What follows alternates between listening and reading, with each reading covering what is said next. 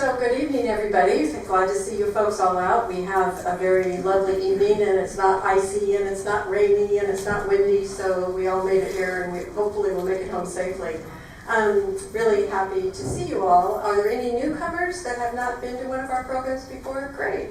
A few people. We welcome you, and we're really glad you came out for this. We have a long tradition of excellent programs about birds and birding and nature and people who travel and people who educate. So it's, whoa, that was weird. I'm sorry, I didn't realize how dynamic that would be. Anyway, where was I? I think we're good. So you can look for any information about us on our website, which is full of upcoming bird walks, bird outings. Our newsletter is very informative as well. It comes out 9 times a year. There's free copies out in the back at the table. If you haven't seen one of our newsletters, feel free to pick one up. So I'm just here to welcome you all, and we're looking forward to going on an ocean adventure. So thank you for coming. Dennis?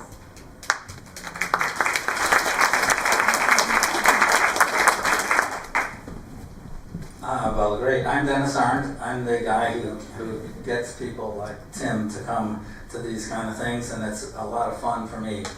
So I'm going to tell you a little bit, though, about next month. Next month, we're going to have a fabulous program. It's about our amazing swifts. And a lot of you know that the swifts have been coming to Agate Hall near the university, near Hayward Field there, for many years. And they come in huge amounts. I mean, they've been counting up to 15,000 swifts coming in and going into that chimney to spend the night. It's an amazing thing that happens every year. It happens in the spring and in the fall as they migrate through. And we have a couple of people who have been monitoring these birds for many years and doing the counting and know all about these amazing swifts. And we're going to have them here next month to talk about it and explain it all. And the 2 people are people you know. Maeve Solis in the back and her husband Dick Lanster. So they're going to do it. I'm just real excited for this because I've been there. I've seen those swifts and they've got some photographs from inside the chimney. So anyway, that'll be next month. So please come back for that. Now tonight, we have an old friend of mine. I've known today's speaker since the 80s? Yeah. We were both, remember Oregon Field Ornithologists? That's now the Oregon Birding Association. And Tim and I were both on the board. Tim was the president and I was the treasurer. I get to handle all the money. It wasn't very much. And so we got to know each other back then. And then I've been on a few pelagic trips. I'm not a big pelagic trip person. I mean, I get out on the boats, and I used to not get seasick. That wasn't it. But it was just being out on a boat for a long amount of time. I'm kind of a walker. You know, I like to walk everywhere, and on a small boat, that doesn't work very well. So I would go out about every 5 years. And even though Tim goes about every week almost. Anyway, he and I are on different wavelengths when it comes to boats. But anyway, it's fantastic time out there. I mean, you just can't imagine the birds that are way out there that never come in the shore. And Tim is the guy that knows all about them. He has taken he leads a tour group that goes out several times a year out of Newport and Garibaldi. He's also done these cruise repositioning things where you can actually be on a huge boat that goes all the way from like San Diego to Vancouver, or sometimes in the other direction. And he's been on those, and he's been around South America in boats, and he's been around the Hawaiian Islands. Is just a fantastic person to have come here and speak to us tonight. So please give a nice warm welcome to Tim Shelmerdine. Thank you, Ben.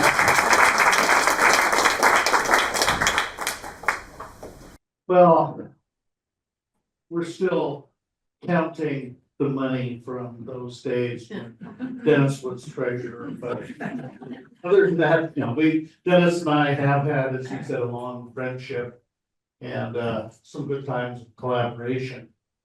So as he said, we are on opposite ends of the spectrum as far as our interest in being on boats, and especially small boats. And sorry, I left out the county in your name, I apologize. So this is the boring part of the speech. So a lot of people, if you're a birder and they hear you're a teacher, they assume you were some kind of science teacher. And I actually was a Spanish and German teacher. And fortunately, pretty much every Spanish speaking country has amazing birds. So that has actually worked out really well. Well, I guess I am birdier since 1985, but that really meant to be a birder, of course. My brother was a birder when we were very young, and I used to mock him endlessly because I couldn't imagine people actually spending time watching birds. I thought that was the most ridiculous waste of time we could imagine. Well, the universe decided to throw that back in my face, and now I'm kind of addicted myself.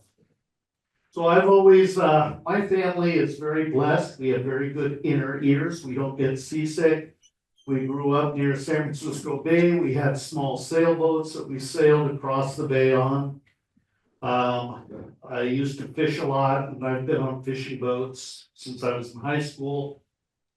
And one summer, while I was teaching down in Rockaway, I was a deckhand on a fishing boat. And I started seeing these birds. And I knew what an albatross was. I even knew what a sooty shearwater was. But there were these little tiny birds, kind of swallow-like, and they were just flitting all around. And I didn't know what those were. But one day, one of them got eaten by a blue shark. And I said, okay, that's kind of weird. I did later on figure out that the dark ones with the white rump were legion storm petrels, and the basically gray ones were fork-tailed storm petrels, and I really got interested. So it still took a couple of years. My brother took me to see a snowy owl in 1985, and that was history. I was a guide for Greg Gilson, if you know that name, longtime Oregon birder living in Arizona now. And he had a company called the Bird Guide. And he was really the guy who started regular pelagics in Oregon.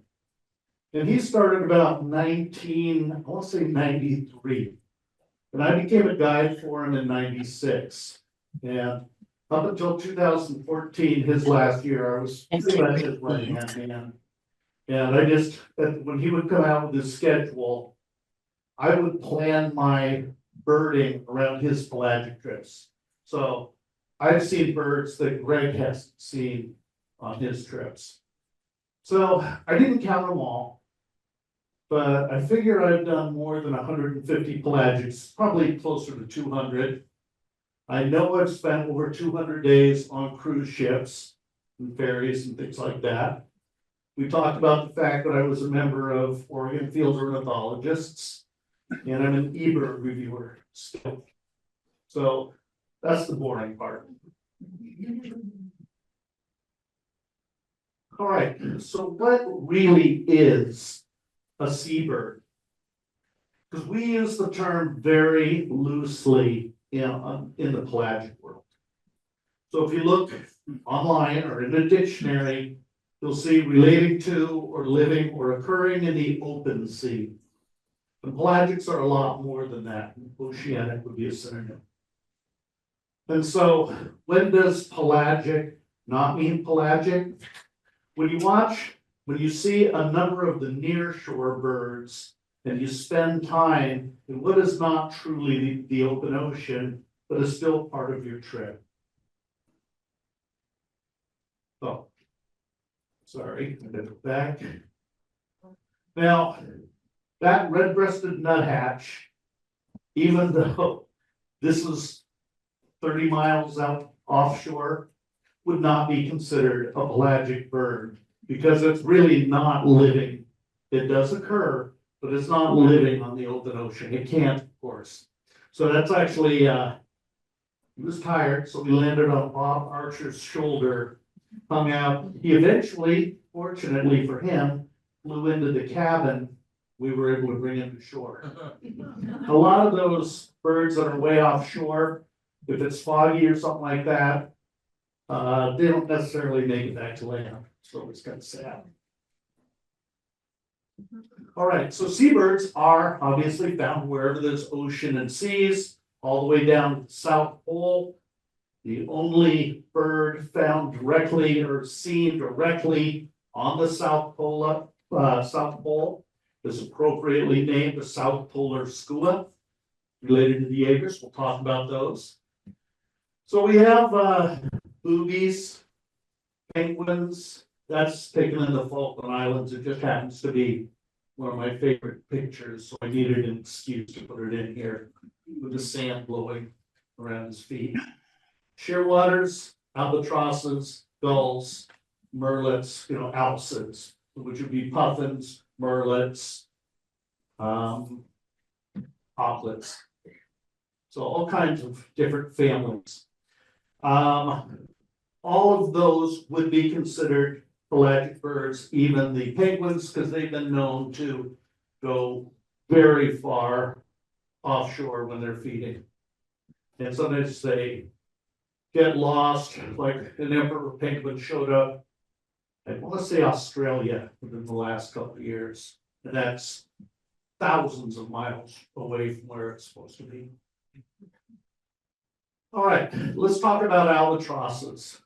The picture on the right is actually one of my favorite pictures because it has all three of the West Coast albatrosses in the picture. Now, that's not an Oregon picture. Sadly, that was on a Westport trip. And they all were in the same frame. We have a short-tailed albatross, talk about those, lace-end albatross, and then a black-footed albatross on the right. And the one on the left is a black-footed albatross. So two things about black-footed albatross. One is so far, we have not failed to see this bird. And this is the bird that brings people from all across the country, because really only the West Coast, and if you count Hawaii in that, have albatrosses regularly. So you pretty much go to California, Washington, Oregon for black-footed albatross. There are some in Hawaii sometimes. Laysan is more common there. And now I'm gonna do a disclaimer here. This is my photo. This is one of my nicer photos. There are going to be some, and I'm gonna say any of the bad photos, I want you to kind of know what view you might have if you were actually on a pitching boat. So that's the excuse I'm gonna use in advance for the bad photos. But this is a nice one. You can actually see why it's called a black-footed albatross. And just for fun, I went into eBird and they let you tally how many you've seen. And I was kind of startled to find out that I've seen over 11,000 black-footed albatross in Oregon. And I apparently can't spell either. But other than that, not good for a teacher. But and I've seen albatross also California and Washington, because I do love doing flaggings. Okay, actually twice as common in the world as black-footed albatross are lace-end albatross. And they kind of breed from the Hawaiian Islands up toward Japan, most of the way across the Pacific. And they also breed off Mexico now. One of the colonies reestablished itself. So while we used to only see these birds in fall and winter, now you can see them any month of the year if you can find a big group of albatross. So this is the common white, we just call it white albatross, but it's obviously not all white. And you can see that that one has a band on its leg. And actually, when we blew it up, we could read the band. We found out that this did in fact come from the Mexican colony. And I mean, that was one of those real lucky ones where you take the picture, look at it later and say, holy cow, that is legible. And this was several years ago, so I don't remember any more details, like how old it was. But it was kind of exciting to have proof that the Mexican birds were the ones we were seeing, you know, not just in fall through winter. The underwing patterns tend to be a little bit unique. So if you have several of these, you can determine different ones if you can get a photograph of the underwing like that. They're about the same size as black-footed albatross. And then this is one that gets people to brave the Pacific Ocean in December. So short-tailed albatross nests only on 2 small volcanic islets off of Japan. It was thought to be extinct for a while. One of the islets, which was inhabited, and had a colony, the local villagers went up there and clubbed all the albatross they could find for their feathers. And then during World War II, there were just no sightings of this bird whatsoever. And so it was thought that they were extinct. And then a couple of years after World War II, because albatross are very long-lived. They can live more than 100 years, which is really incredible. Especially given, you know, all they have to face in the wild. And you know, they can drown on fishing lines, long lines, and dangers on land, and ingesting plastic. So the fact that we do know that there are birds that are triple digits in age is amazing. So these birds that probably were about 40 years old, 30, 40 years old, started coming back and nesting. So they're still relatively rare. I'm gonna make a pitch for Oregon Pelagic Tours. We probably have had the best success rate for albatrosses, including short-tailed on the West Coast. And I'm going to include when we were the bird guide also, because we've had some amazing albatross finds. These that are all brown are young ones. And obviously you can tell that that bill is pretty distinctive. They're also quite a bit larger than the black-footed albatross. And their wings are actually broader and flatter, and they can show a wrist, but they tend not to show as much of a wrist in the wing, bend in the wing, as the black-footed. So honestly, especially with that big schnoz, they're pretty easy to identify. So December, we had a Oregon Pelagic Tours trip. I was going around Cape Horn with one of my former guides, really good friends. Some of you may know Russ Nemitz. And on that trip, they not only had short-tailed albatross, they also managed to find parakeet auklet and even a couple not great views of mottled petrel, which is an amazing pelagic. So I'm already getting people signed up for the 2025 December trip, because it was pretty exciting. Now, no guarantee we'll get this bird, but your odds are really pretty decent. Most of the December trips that have made it out, of course it is rough, have seen short-tailed albatross. And I don't think any other pelagic provider can say that. It's a different bird. You can see a little bit of a wrist there, bend in the wing. And I just love that photo because it looks like it's chasing the black-legged kittiwake, and it's not, it's just a coincidence. And given my photographic skills, it's actually more of a coincidence that both birds are in focus. So So lucky shot. And then one of the things that I'm very grateful to Dennis and you all for is it really forced me to go through a lot of my old photographs. I didn't even realize I had that photograph. And it's perfect for a show like this where you can really see the size difference, those two birds. All right, we saw, when we were the bird guide, the second North American record for shy albatross, and that was called white-capped albatross. And we had it on October 5th, 1996. Most of us weren't that familiar with lace-sand albatross yet, so it took us a while to figure out what this guy was. The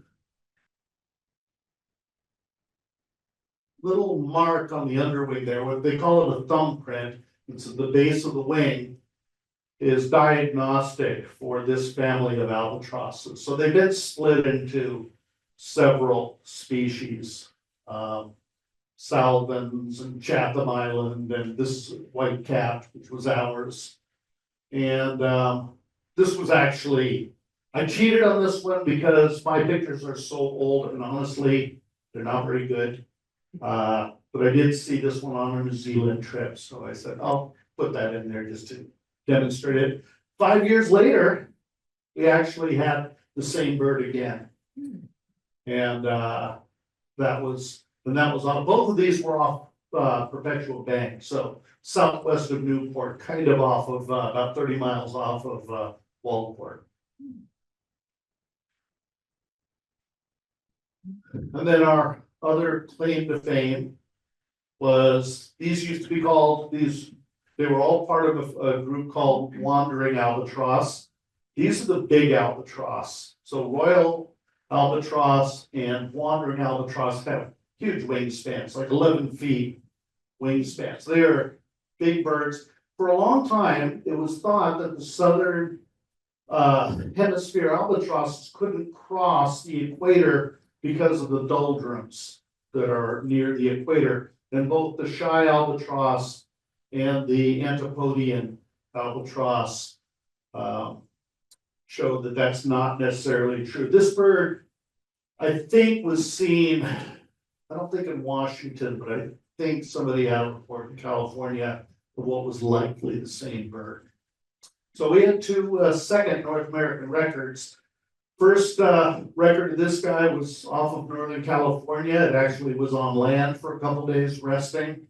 The shy albatross, the white-capped albatross, was actually seen off Washington from a fishing boat. Okay, shearwaters. So even before I was a birder, I really liked shearwaters. So when I go out on fishing boats out of San Francisco Bay, you would see those shearwaters gliding, and if the day is pretty calm, sometimes the wingtip would just barely touch the surface of the water. And it was just so beautiful. Even not being a birder, I was fascinated and impressed by that. Now, we'll talk about all the species. We have a Buller's shearwater close. They nest in New Zealand. We really only see them August through October. A sooty shearwater, that's our most common shearwater, second bird. Pink-footed shearwater, which mostly nests off of South America. And I believe that's a short-tailed shearwater based on the head shape. You can see the difference. We'll talk about that further on too. So I think I might have a photograph of 4 different shearwaters in it. We have to always talk about difference between sooty and short tail, and we'll all talk about it a little bit. Okay, so sooty shearwaters.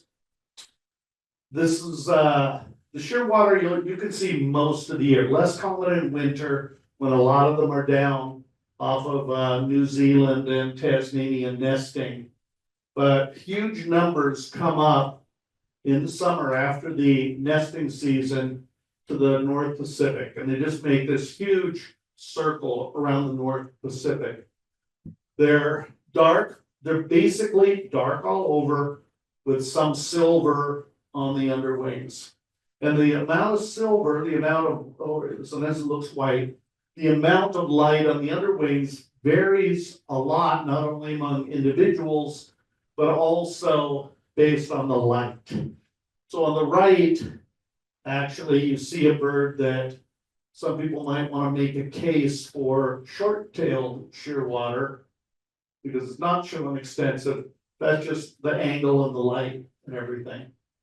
And again, mostly I'm going on head shape on that. While the one on the right is catching a lot of the light, so you're really seeing a lot of silver. Our short-tailed shearwater, and again, if you look, it's got a more rounded head. And the old name for short-tailed shearwater was slender-billed shearwater. And if you look at it, I don't think, well, these aren't good enough photos to really see that well, but you can see, even at the angle, it seems a little thicker on the bird on the left. But I think I have a better photo that might show that one clearly further up. This bird used to only be again, late fall, winter visitor, but ever since, bad things have been happening in the Bering Sea with food sources really dropping. I mean, there's been some real problems with crabs and seabirds and fish in the Bering Sea. We've started seeing these from August on now, which is way early. Usually not, that's not a good thing.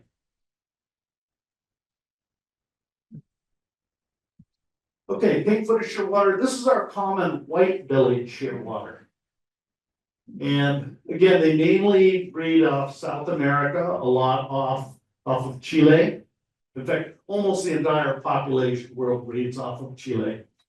And white belly, variable brown on top, brown and white on the underwings. Actually a pink bill with a dark tip. And again, you can actually, in this photo, see why they call it pink-footed shearwater. We always joke and say you can't count birds until you see the black legs of the black feet of a black-footed albatross, or the black legs of a black-legged kittiwake, or the pink feet of a pink-footed shearwater. Not true. If there is reincarnation, I want to come back as a bullard shearwater. I like that color pattern. It's not gaudy, but it is distinctive. And they're also just very elegant flyers. They are, they soar, they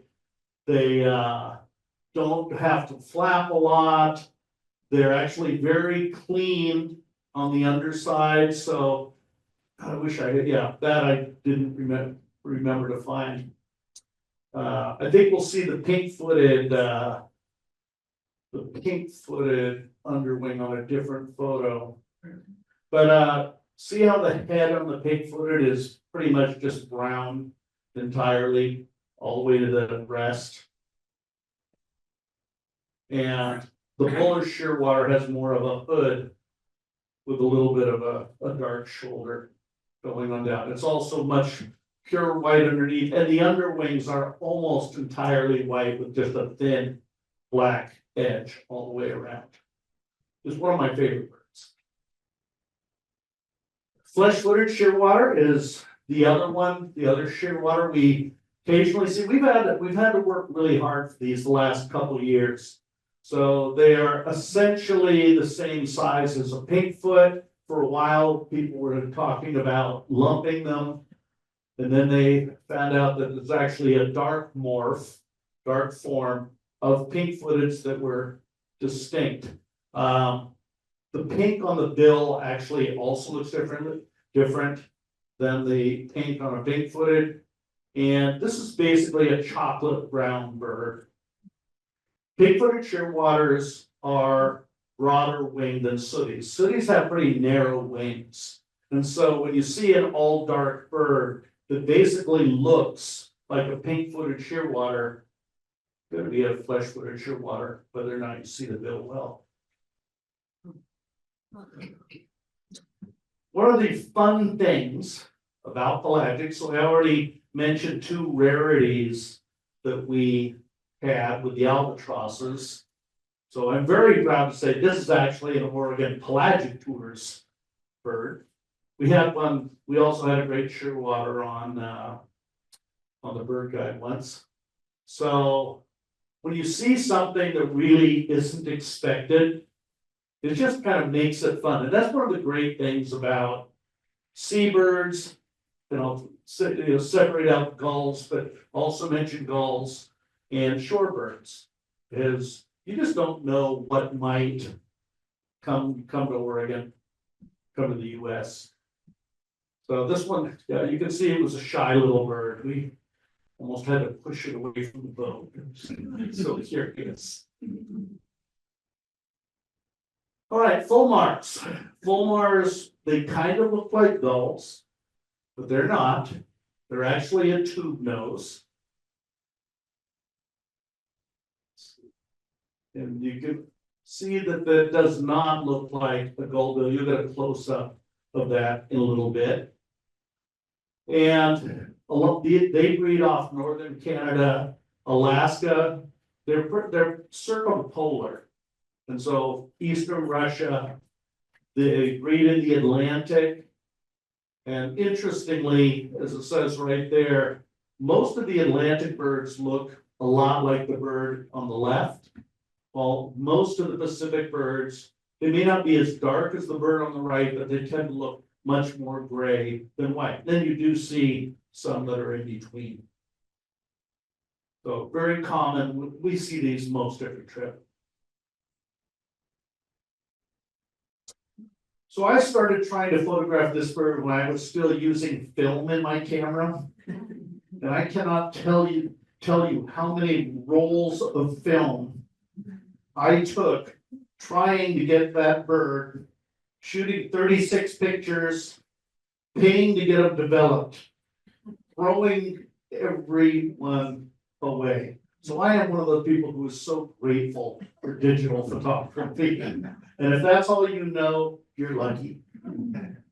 But this is a very small bird. It's they almost look like kind of swallows, just right above the water.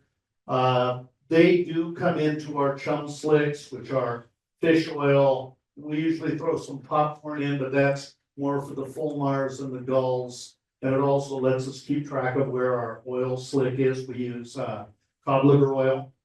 And then we also toss in some finely cut up beef suet. So this day we have a really good day with fork-tailed storm petrel. I mean, you can sometimes see, 1,000. We haven't had that in quite a while now. But on this day, we just had big flocks of them all over the place. Storm petrels get their name for the Apostle Peter because they look like they can walk on water. If you know your Bible, you know the story where Peter attempted to walk on water. So fork-tailed storm petrel, I don't think do it as often as birds like Wilson storm petrel, for example. But they'll do it occasionally, especially if the water is fairly calm.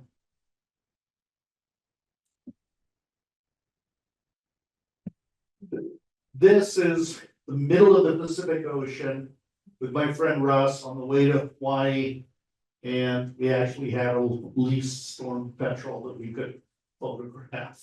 And it's the only one. We don't see least storm petrels very often. So I'm going to put in a plug reluctantly for Westport seabirds up in Washington. With when they go out to Grays Harbor Canyon to get out to deeper water quicker than we can. And they actually, up through July, like June, July in particular, will often see Legion storm petrels. I'm not sure we had them last year. All right, this is why you should get on a cruise ship in the spring. And they're called repositioning cruises because they're moving the boats from where they were in the winter up to Alaska or British Columbia for the Alaska season. And so this bird is probably the main draw of those trips, Murphy's petrel. It is a pterodroma petrel. You can see a very short stubby bill. And that is one of the ways it distinguishes it from a shearwater.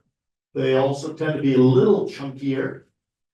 And I think this bird I saw last spring.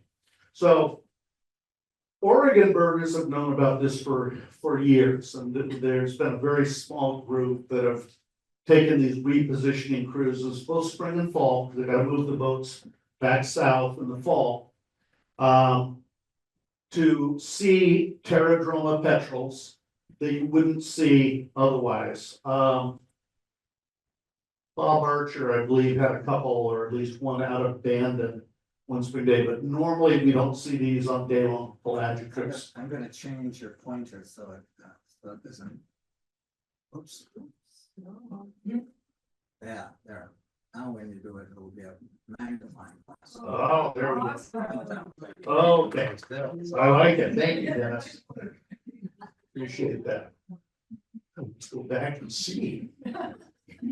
See if he was right. Yeah. Nice. Now we remember just not to tap it and change it. All right, so then we're done. And more Oregon birders, and then Washington birders, and other people started. The national tour birding companies got on the act. So wing trips, field guides, sometimes private individuals like Paul Lehman. So we just it was silly since Oregon Pelagic Tours, our guides know West Coast birds. Why are we having people from North Carolina having a monopoly on these kind of trips? So we started offering them. We can undercut the national companies a little bit in price. And so we close it off at a dozen. We have a dozen people signed up for our May trip this year. And it's worth doing if you want to be further offshore and see some birds you're just not going to see otherwise in Oregon. And I am going to talk a little more about that a little bit later also. I'm making all these promises and I intend to keep them all. So Oregon Pelagic Tours started, I started it up in 2015 and 2014. Greg Gilson of the Bird Guide moved down to San Diego. I ran all his trips for him. And then he just decided that it was ridiculous trying to run an Oregon birding company from San Diego. So he told me he was shutting down the Bird Guide, and it just seemed logical that since I had been his main guide that I would kind of step in and fill that void. So in 2015, we started running our trips. 2016, we had 2 deep water trips, one in April, one in August. Each of those trips had Hawaiian petrel. And normally you see those off of cruise ships. So we're really happy about that. And then we had another one in August 2019. Really nice photograph by Ken Chamberlain.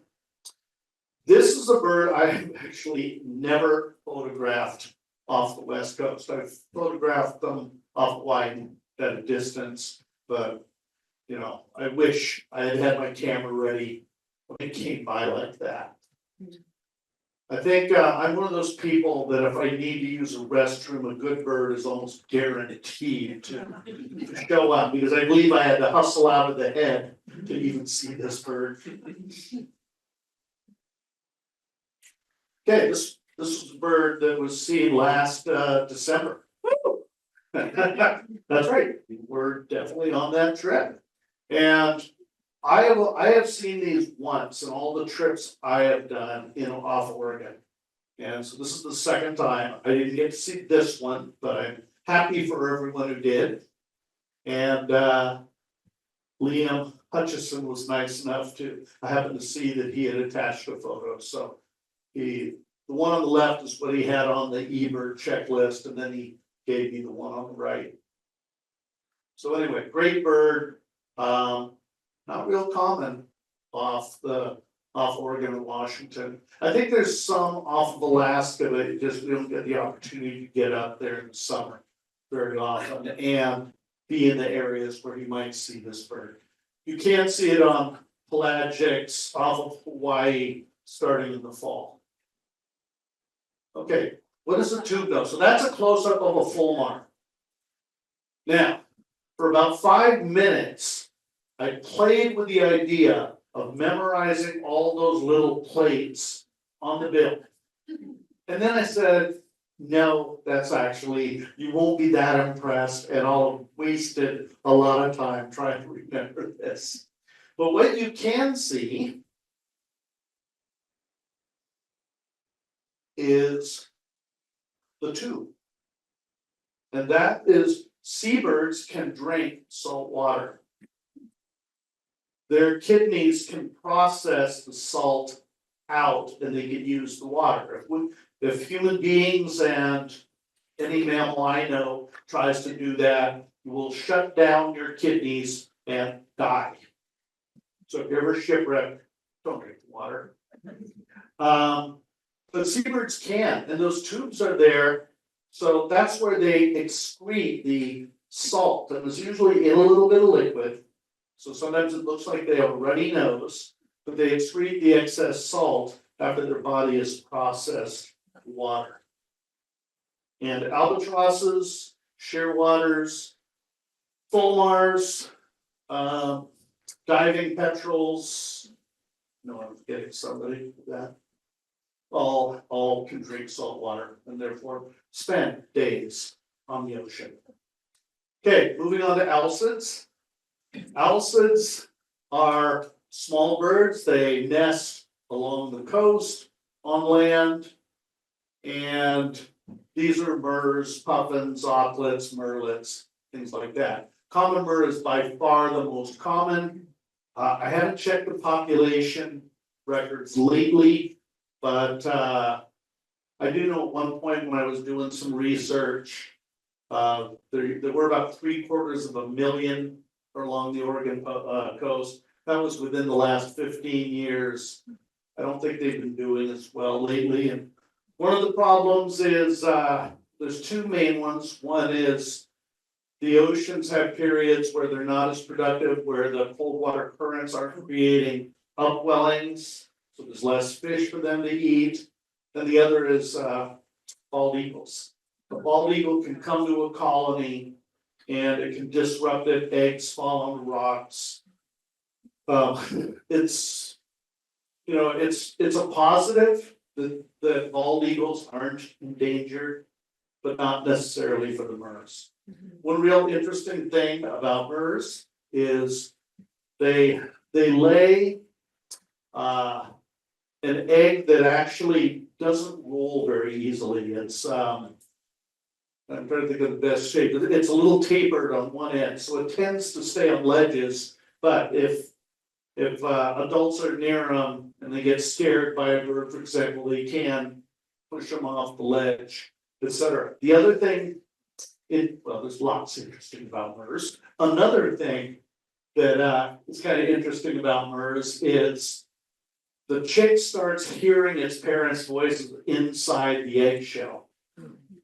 And if you ever go out on one of our pelagics late in the fall when there's baby murres and the daddy murre is the one who takes them out to learn to feed and everything, you'll hear the adults giving a call, and then you'll hear the babies reply with a little kind of peeping sound. And they can recognize each other's calls. And it's kind of fun to hear that.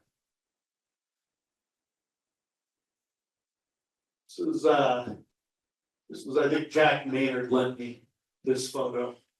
So tufted puffins, if you've been to Haystack Rock and Cannon Beach, well, you guys might know this better than I do. Are they particularly common off the Cedar Head? No. Yeah, they're just a little. There's areas along the coast that seem pretty productive for them. The south coast is pretty good from Coos Bay south, Curry County in particular. Lincoln County, and I think it's just there's not a lot of great dirt on those offshore rocks because they need burrows. And I know they used to nest on the other side of the rock off of the Aquinahead Lighthouse. But I think the dirt has kind of got worn away because I don't think they've been there for quite a while. It's very funny to me when you see it's in some of the shops and restaurants in Oregon and they have a puffin sign. The odds are really good it's not the puffin we have. It's the one with all white face and the yellow and the red in the bill. And this is the one we have. And actually it's all black except for the face. As we get into late summer, actually a lot of the bill drops off, it sloughs off, sheds. And gets darker, the white fades to a gray. It's very different looking bird once they've bred and the breeding season is over. And we're not really sure what they do in the winter. We think they just go off to the deep ocean and just hang out. But we're just not 100% sure of that because nobody's out there really.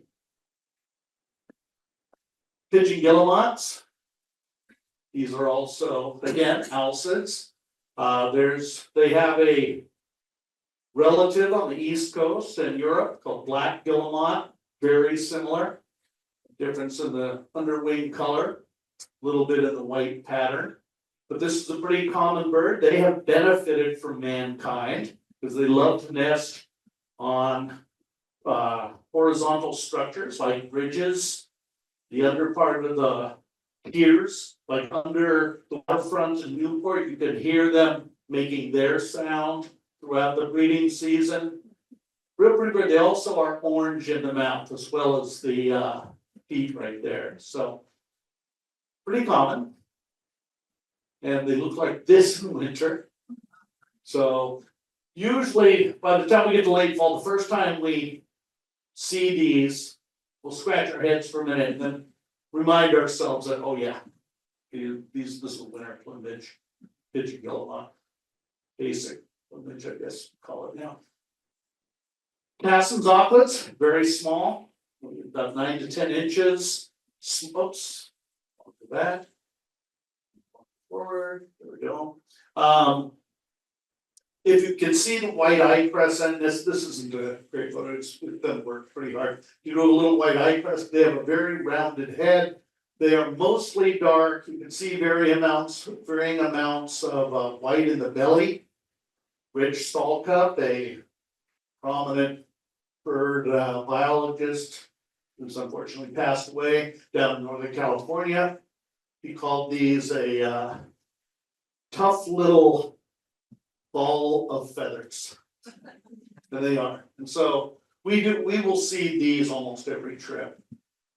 And often, because their wings, all alcids aren't great flyers. Murs are probably the best, and it's because of the proportion of their wings to their body mass and the shape of their wings. So these guys have to work really hard to fly at all. So if they've eaten anything, they really don't get off the water. They skip, they bounce off the water as they're trying to get away. And sometimes they dive. All these birds hunt underwater. These guys eat a lot of plankton, little shrimp, things like that. We have a rhinoceros auklet. That's pretty common. And you see these year round in Oregon. They get that little horn right at the base of the bill. And they're a little bigger. They kind of look longer and browner. And you can't see this super well in this, but the head is a little bit flatter than the rounded head of a Cassin's auklet. So you start getting an eye for these after you've seen a few of each. Okay, this is always a super good bird. And I think, Jesse, you guys had a couple of those on your December trip.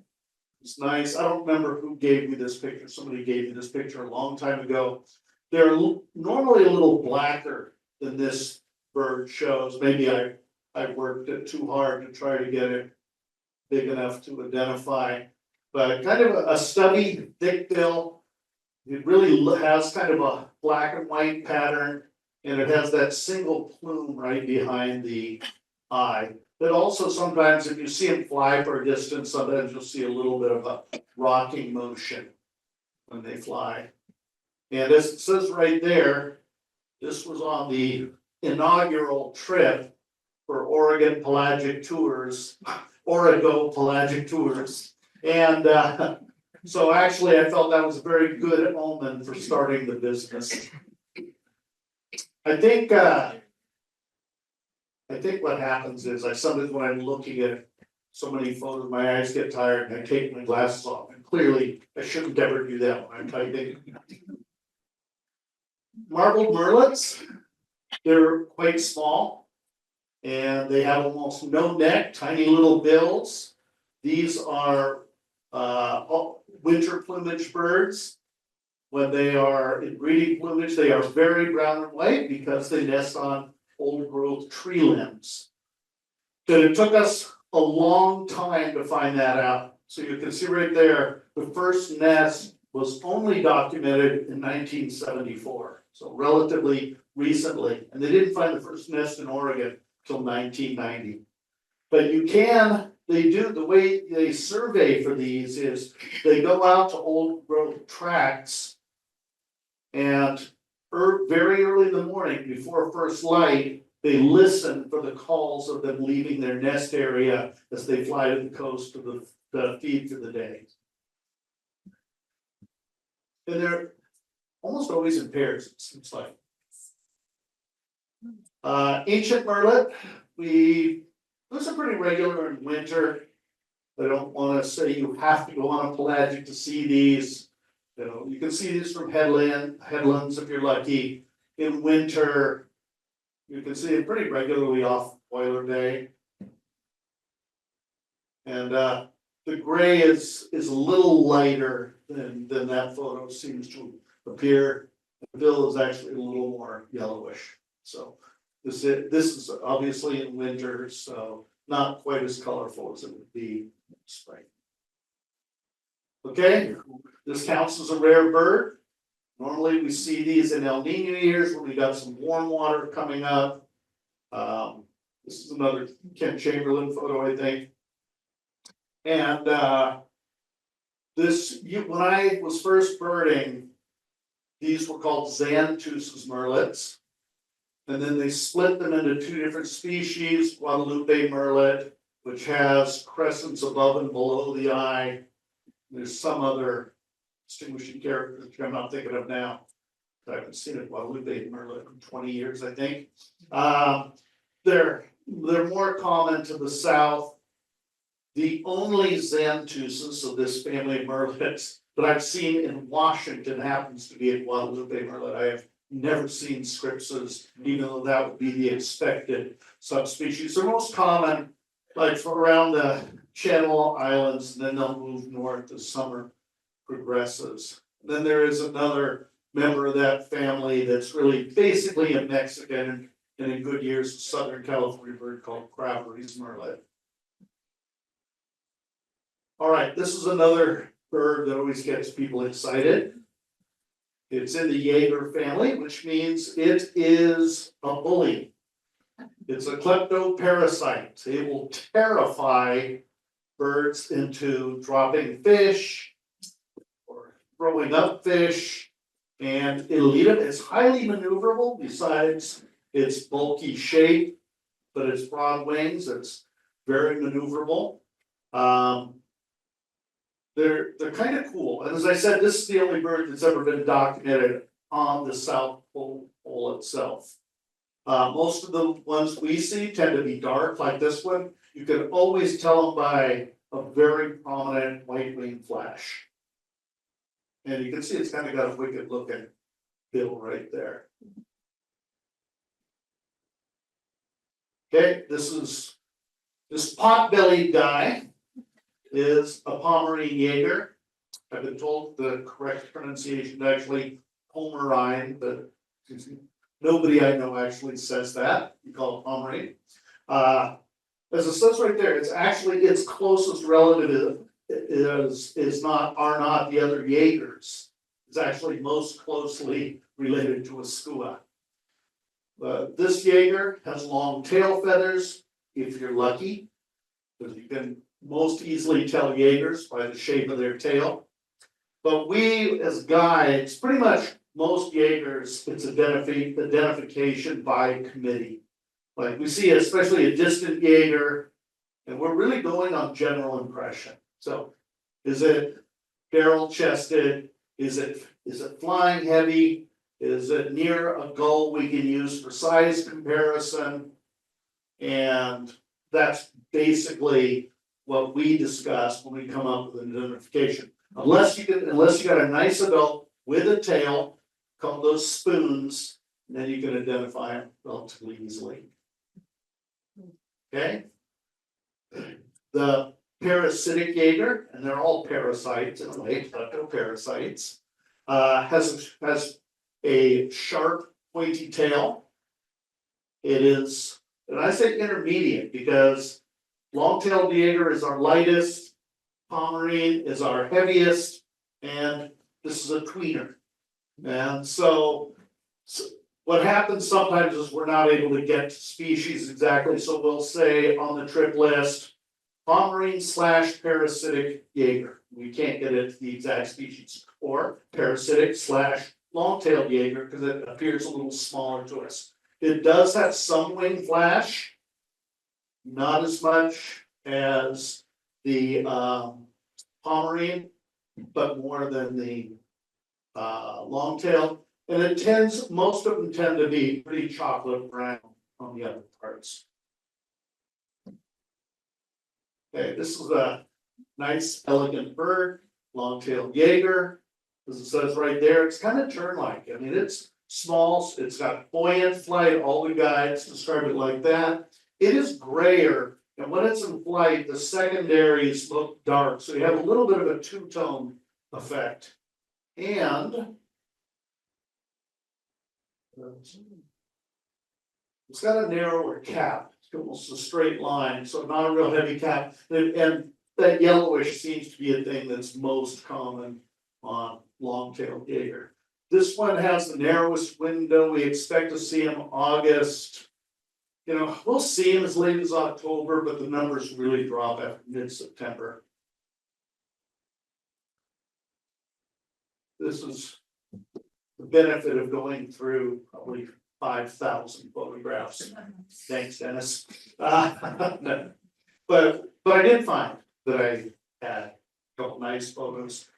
If you don't like gulls, you should just stare at this guy for a while. That's a pretty cool gull. It's offshore. It's tends to migrate offshore. Although interestingly, they show up in weird places like reservoirs. They've been up at Timothy Lake. I'm sure they've had them at Fern Ridge. An adult has that black head. And my joke is always, if you don't see the yellow tip at the end of the bill, you shouldn't count it, which doesn't ever get much traction, I'll admit.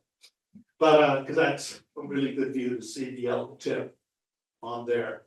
But they nest, basically, they're circumpolar, and we'll see them both in the spring heading northward, because it kind of nest where Jaegers do, and in the fall heading south. That's a young one. Black-legged kittiwake is our winter gull. It's a small gull. Actually, again, see black legs. That's what it is. Okay, one. All right, terns. We have two terns commonly on pelagics, Arctic terns, and common terns. Arctics tend to be further offshore. I do have one. When we talk about the difference between them more. when they're on land, they're gonna be pretty short-legged. I really do like the wing pattern there. You can see, when you see the next slide, how small amount of black there is in the wing.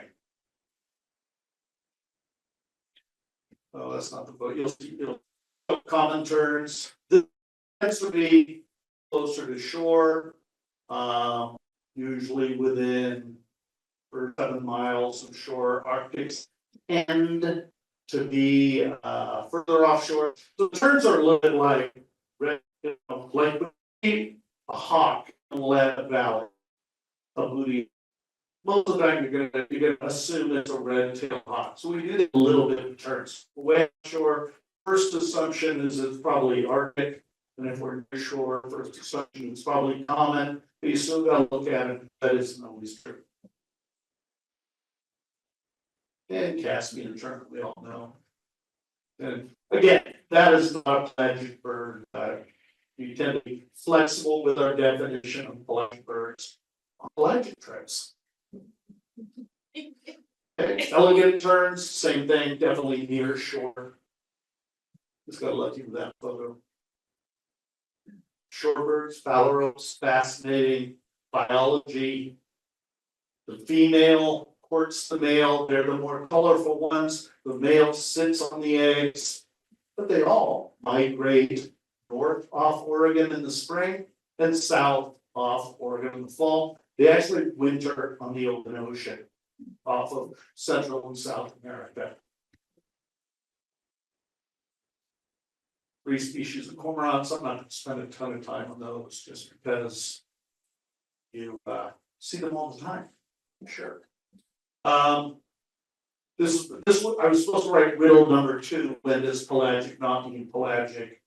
And that would be the answer would be the bird on the right, a pelagic cormorant, is not particularly pelagic at all. Grant's cormorant we might see as far off as 30 miles offshore.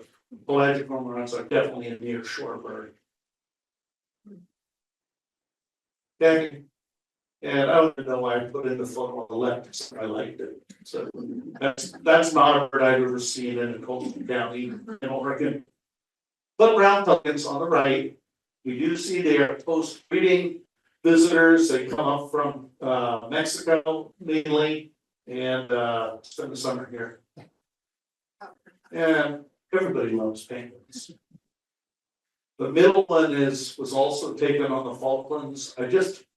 I liked it because it looked like an adult penguin having a conversation with a young bird. So liked it. So yellow-eyed penguin from New Zealand on the left, king penguins in the middle, and a Gen 2 penguin. On the right, the Gen 2 is also, I'm sure, from the Volunteer Point penguin colony in the Falklands. Okay, as it says right there, we really don't get penguins in the northern hemisphere. Okay, this used to be called a brown booby, and they've split them, and now the West Coast birds are called Cocos booby. We've seen this a couple times on pelagic trips. It definitely would be considered a rare bird. Okay, we see divers. These again, the loons will migrate offshore, but we'll see most of them on the bays. So redneck grebe's common on the bays, eared grebe, orange grebe, and western grebe. All right, thank you, Jesse. So we always see, or we usually see birds on the jetties. The upper left is actually from Depot Bay. I was not on a pelagic that day, but it just had the birds we often see. And so you can see surf birds, the light gray ones, a couple black turnstones, and the little blob on the right is actually a rock sandpiper. So that was kind of fun. You didn't see the brown or black turnstone on the right. Borrowed Jesse's photo of a wandering tattler, lower left. Thank you. That's actually not a particularly common winter bird for us. We usually see those from July into September usually, so it's a little unusual. Ruddy turnstones are always nice, and then another view of the surf birds. All right, this is kind of my wish list right here. So a couple of them I actually expect to see, and the rest are just dreams. So that bird, did anybody go up to Washington? And yes, pretty good. I did too, obviously. What was really nice is red-footed boobies, one of the places they breed is Hawaii. And it decided to land on a ship that has a Hawaiian flag on it. I think I felt quite at home. Nazca booby in the middle has been seen in Washington. I know there are a couple beached, so dead ones that have been seen in Oregon. That's the bird, probably a little show. Terrible picture. On the right of what color is the legs? So red-legged kittiwake, and that's just kind of one of my dream birds.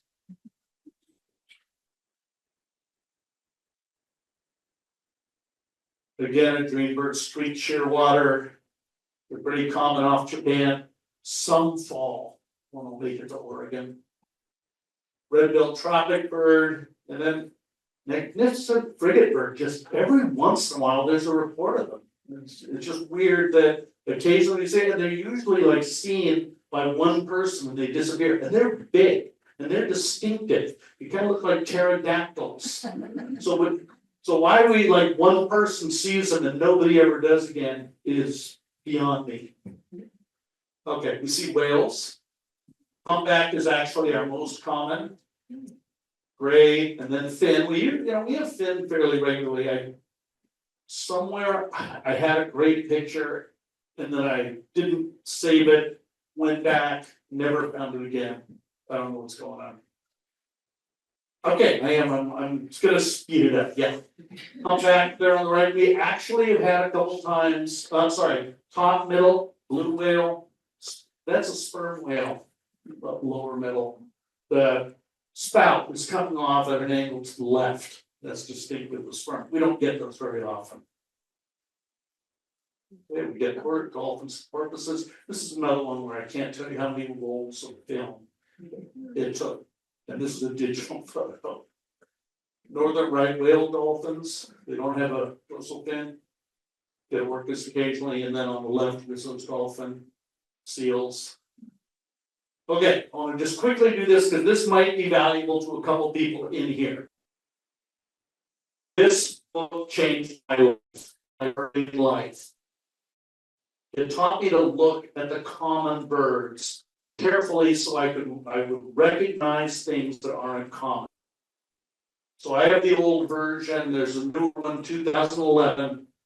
I'm not going to read you the whole thing, but what it says is get to know the common stuff so you recognize the uncommon stuff.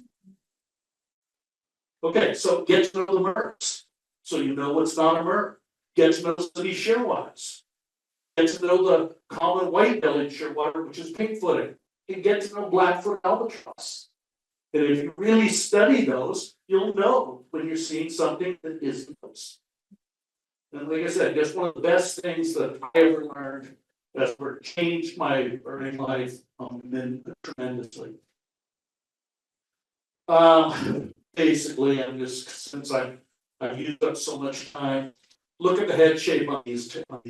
This I think illustrates it pretty well. Sloping forehead, longer compared to a real rounded head. Then there's some underwing differences, flight style differences. And this has both of them. The front one is it looked at again a sunny front and a short tail back. Jaegers, we already talked about it a little bit. You do it by flight style. If you've got to, these guys don't have tails, so that means we got to work on them a little bit. And by the way, that was Pomeranian and long tail. And this is a really funky long tail jaeger on the left, jewel, and then a parasitic on the right. Okay, the turns, Arctic, big push offshore, things common on the right. Okay, so which one is this? And the key is really gonna be all the black on the underwing. That makes it a common. The other thing is how much of the bird is in front of the wing and behind the wing. Commons don't look particularly long-tailed. And Arctic do. And you can see that in this photo right here. You can see a lot of tail and body behind the wings, and that's a field mark we use often. Okay, which of my white-bellied shearwaters is this? So your choices are, I'm gonna help you out, your choices are either pink-footed or bullets. Okay, look how clean white it is underneath, does it have a brown head?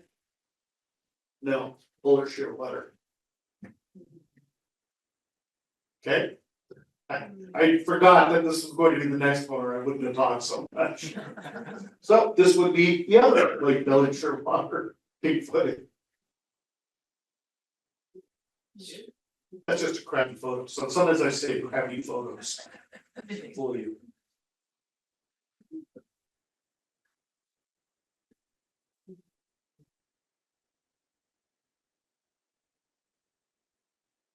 I'm gonna tell you, I don't remember what I put here. Not what I thought it was, so I'm just gonna skip it. That was too hard. We do see birds like this on a moving boat. I mean, you can see there's some ocean, then you got this thing up in the air. And hopefully it comes close enough that you see it's actually a Hawaiian petrel, stubby bill, brown above hood, dark head. Okay, sometimes you see a bird like this. It's hard to tell. Okay, a little better. Still maybe somewhere more until eventually you get that. And well. Okay, that one we thought was totally fair. And speed, etc. Another bird I have never seen in Oregon. I cheat. I obviously was bored. That's a dark hair one with a big long tail. It's gonna be a wedge tail, but not that.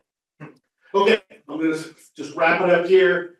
So, how do we decide where to go? If we know there's fishing boats out there, obviously they attract birds. We may, if we don't have anything better to do, we'll look for a geographical feature. Or we're just gonna say it's gonna be a really crap day unless we decide to take our punishment the first couple hours and then go with the wind and waves on the way back. So weather conditions. You don't need to, if you really want to see this, wait till it comes out on the YouTube video, but here is a partial list of people who will take you out to look at birds on a boat. Birding with cruise ships, again, repositioning cruises.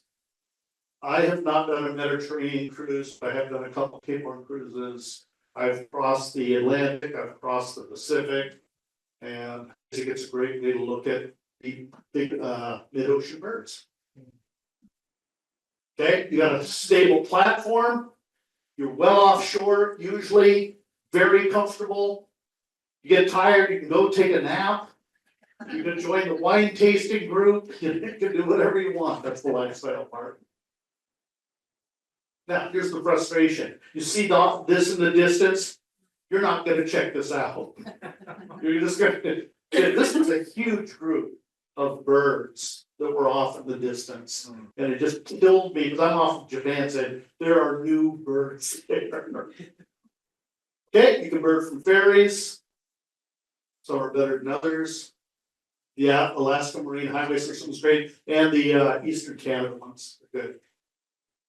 Okay, and there's a lot of places to see watch from land again. You can look at this on the YouTube video if you need some hints. My favorite is Boiler Bay, then I'm from Northern Oregon, so that's one of the most convenient for me. Okay, when I first started birding, that top one on the left was the only decent seabird reference available. The blue one in the middle of the top is the most recent iteration of that, also by Peter Harrison. It's a solid $90 at Amazon, so I haven't bought it yet. You can buy country specific, the Howl guide. Right there, I like, and then, you know, there's all kinds of guides now that are good for seabirds. And that's it. Thank you, Brent.